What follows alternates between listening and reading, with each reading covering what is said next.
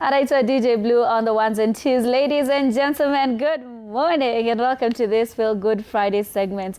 And like Anne Odida had told you, today we are celebrating World Theatre Day. And let me tell you, in studio I have amazing guests. Let me just say I'm honored to be seated in the presence of legends, legendary actors all the way from West Africa, Ghana. How are you, gents? So nice to see you. Me too. I experienced you in the Netflix series, Beasts of No Nation. Exactly. And you're both award-winning actors. Yeah. But even before we get into it, let me take this time and let you guys introduce yourself. Let's start from here. Well, I'm Ricky Kofi Adelaita. Mimi ni Mvuvi. Wewe ni Mvuvi. Yeah. All right. I'm the fisherman. The Fisherman. Yeah. Okay. And my name is William Lamte. I'm an actor and I played Kobna in the latest film, The Fisherman. The Fisherman. Exactly. And I mean, even before we get into The Fisherman and what it's all about, because I know we're about to have an amazing conversation about that. Okay. Today is World Theatre Day. And I mean, you guys have been in theatre, have been in film. Yeah. Tell us a little bit about what you're celebrating today, it being World Theatre Day. Well, I would say I'm celebrating the arts. Without the arts, there's no life. So we need to celebrate. Everything we see around us is produced by the artists. The architects, the designers, the painters, dressmakers, all of us here. And out there, drivers, everybody is an artist. So without the arts, the world is useless. That's very true. Exactly. I agree. How about So for me, the World Theatre Day being today is very special to me because I really love theatre and I actually got into acting through theatre. And actually this year marks like my 10th year of doing acting. And I started somewhere in 2016 after high school. I didn't know what to do, but I was so much in love with theater to the extent I didn't know how I was able to get into that. But right from high school, when I used to practice drama and all that, I got the love for it. And it has been going on and on. And anytime I'm on stage, I feel alive. So today being World Theatre Day, I just want to celebrate the creativity, the effort we put in, the hard work, the constant rehearsal, and the beauty of theatre. Yes, Amazing. And I want every theatre practitioner or actor or anybody who's in the theatre space to keep it going. I know sometimes it's not easy, it's very stressful, the rehearsal times and all that, but this day is for us to sit down and commemorate the good times and also look ahead because in a few years to come, we're going to have a very good theatre space in Africa. Exactly. I agree. We're definitely headed in the right direction. Exactly. We're now getting international nominations on African films. So it means we're headed in the right direction. But let's just talk about The Fisherman. And even before we talk about the show, for you, when that call came in, or did you decide to audition? How did that make you feel? And how did you know, I want to take this role? Well, sometimes what you don't want is what really pushes you up. Okay. When I was called by the award-winning casting director, MK, I told him that I'm not interested. And he said, no, you just passed through. Come and do anything and go now. Because I had just lost my big brother. And I was seriously grieving when he called me to come audition for a movie. So I lost appetite for movie at that moment. But then I said, hey, let me just go, let me give him the respect, and I went. And I just did something and left. The following day he called me that I should come back to come and do another thing for him. Lazily, I went and, well, I did what I wanted to do and I left there, thinking that he would not call me back. Then about 3 days later, he called me again that I should come for a different thing altogether. It has nothing to do with acting. So I went. When I go there, the director was there. A lady I had met on Beasts of No Nation set was assistant director in that production, some aspect of that production. When I met her, then we started, I said, Then she said, yeah, Ricky, there's you. So we started laughing and everything. Then she said, oh, the role for the fisherman is yours. Belongs to you. So take it. Okay. So I stood there, looked at her. That's okay. I will. Okay. They gave me the script. When I read the script, I saw that no, this is something that I have to do. Because I honestly, that moment, didn't see anybody who can play the role to really bring out the character of that particular man in the story. All right. So I say, like the fisherman, the role the fisherman speaks to you as a person. Does it speak to you in any way? yeah, it touched me. You know, it told me that at my age and the age of the fisherman, that Ata Oko Saki is me. So I should come and then play to that call for everybody in the world to see that, yeah, this is Ricky in the role of Ata. Okay. That's exactly. Fantastic. And you, William, you play Kobiko. Kobina.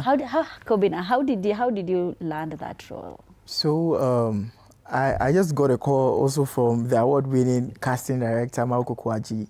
At the time, I was working on a film set somewhere far, far from town. So he called me and it was like, there's an audition going on. Would I like to pass through? Oh, well, of course, I'm an actor. This is what I need, you know. So I had to find my way to his studios to go and audition. Yeah. I did my first audition. I got a call back, and then I went back to go do another audition. And during the second audition too, I met the director, Zoe Martinson. And I think she loved what I did because she was very excited when she met me. And before I went for the second audition, I'd gotten the script. And trust me, when I read the script, I was like, no, this is amazing. Because I didn't leave that script to do any other thing. I've completed the script, read everything, and I was so much enthused with it. So I also wanted it badly. Yeah. So going into the audition room, and then I realized she had so much high energy for me too. I was like, Charlie, I need to get this. And you got it. Yeah. And I was excited to get it, yes. Okay, interesting. And I mean, The Fisherman is an award-winning film with UNESCO. Yeah. And I know you guys have been able to be part of the set, work with the directors, the script writers. But Ricky, what inspired the story of The Fisherman? Come again. What inspired the story of The Fisherman? Well, I'm not a writer, but then from what she said, what really inspired, I believe when I get to a point, I've not really come up with everything, he will chip in. Exactly. She has a father who comes from Volta region in Ghana. So, and at a point in time when she was young, she was brought back to Ghana, where she lived at in Keta. It's a coastal village where sometimes she goes to the beach, or she went to the beach to help the fishermen pull in the fish and everything. And then when she went back to the US and grew up, she took to training for filming and stuff like this. So then she came back to Ghana on the Beast of No Nation set and met our producer, Kofi. They became friends. And then at a point in time, Kofi told him that no, the coastal stretch from Aflao to Axim in Ghana, you don't know, that's Ghana. Development is changing the shape of that whole place. Very soon they will scrap all that fishing villages and then replace them with modern harbors and stuff like that. So she said no. Then they have to do something with the old this thing before they clear them. Okay. So that inspired the story, The Fisherman. But then she had to add something in the story to make it look more interesting to a lot of people. That's where that's where my friend Kobe. So it was actually a short film. Yeah. Yes, it was shot somewhere in 2018, 2019. Yeah. So it did very well. So this feature film was developed from the short film. Yeah. Okay. Exactly. But William, what would you say makes The Fisherman stand out from other comedy films in the industry, in the African market right now? So I think the fact that The Fisherman is not only a comedy film, but also a fantasy. Yeah. I feel in Africa, we haven't really explored that genre of filmmaking. Yeah. So adding that twist to the comedy, which is the fantasy to the comedy, makes it stand out and makes it unique in a way that we are also talking or we are tackling real life issues in there. Because when you watch it, we also talk about global warming. Yeah. We talk about so many topics, real life issues. Exactly, family, friendship. Yeah. We talk about the climate change and all that. And I feel comedy is a way to, you know, talk about issues or address issues on a lighter note. Yeah. And I think as Africans, I think one thing that connects us together is comedy. So with a touch of fantasy, makes it beautiful. And also, I think the reason we also did this is to also show out the Ghanaian sense of humor. Yeah. Yeah.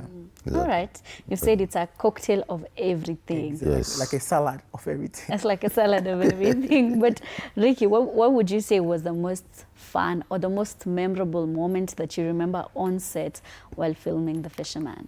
Well, there's a lot, a lot. But then, it's my chat with the fish. Your chat with the fish? Kobe. Okay. You know, the first time that they say action and we started filming, I saw the fish talking back to me. I said, whoa, what is this? Not that it's not, what do you call that? It's not an animation. It was a real fish. Okay. But in the movie, you could see that I was holding a fish. And that fish was really talking to me. You know, I don't want to talk too much about it. I want everybody to come and watch. Come and watch it. But for you, William, what was the most memorable moment that you remember on set? Like Uncle Ricky said, like a lot of things on set was so memorable because it was more like a family work, you know. But one that stands out for me is when we went on sea, right? We were in the boat. In the boat, yeah. And we're filming on sea. Like, it was one of the most, because myself, I'm a very adventurous person and I love to be at the seas, like all the time. So, but I haven't been able to get on there, like to go in there to see how it feels like.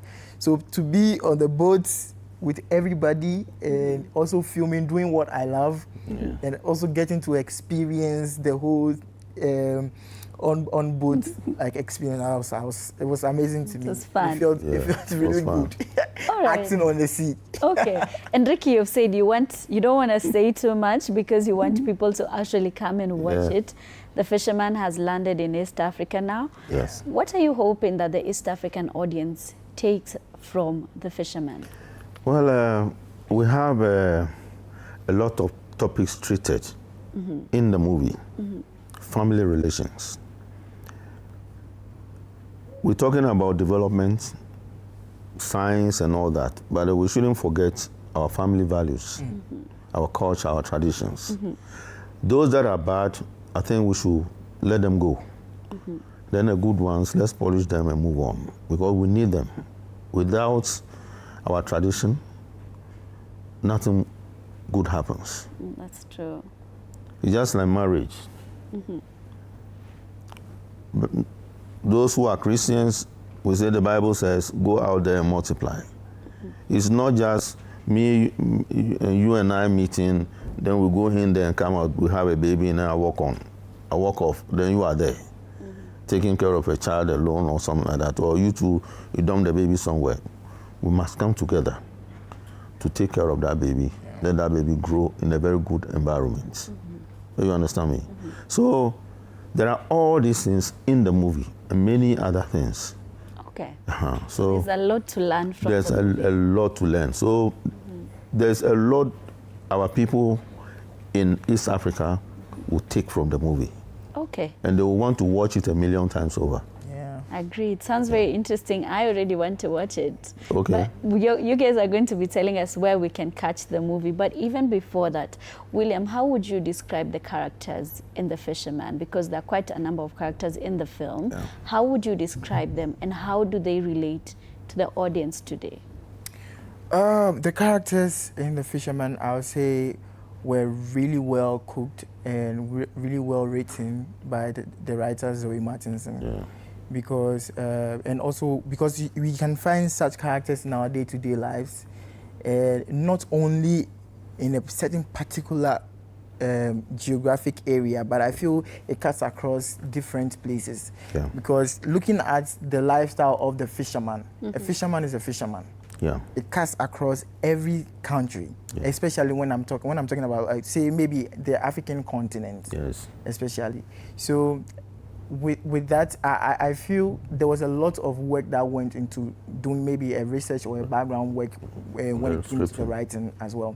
Yeah. And also the qualities of the characters are ones that we see in our day-to-day life. And that's how the audience can be able to relate with themselves, because we have in there some strong-willed characters like Shasha. Yeah. We have like some greedy characters like Kobina, which is my character, quite unfortunate.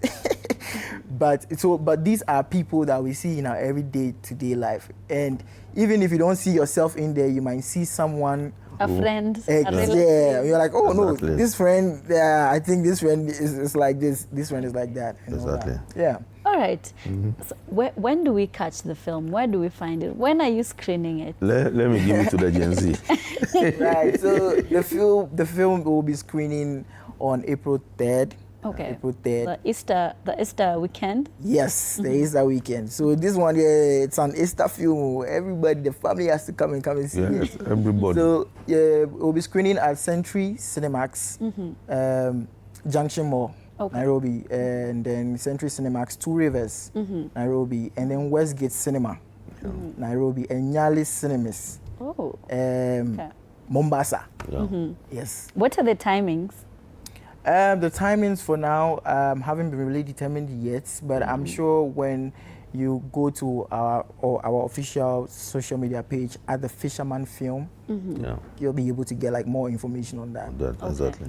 All right, Tariq, even as we wind up on the interview, when we come to watch the film, because for sure I'm going to watch it, what should we as the fans or as the audience expect? Expect laughter, but bring your hankies as well. Yes, because we're going to cry. You cry. Okay. You cry. Those who've never cried for years, this time you cry. But then you'll be very happy at the end of the whole movie. Okay. Because you cry, you scream, you will laugh, you roll all over, you give standing ovation, everything.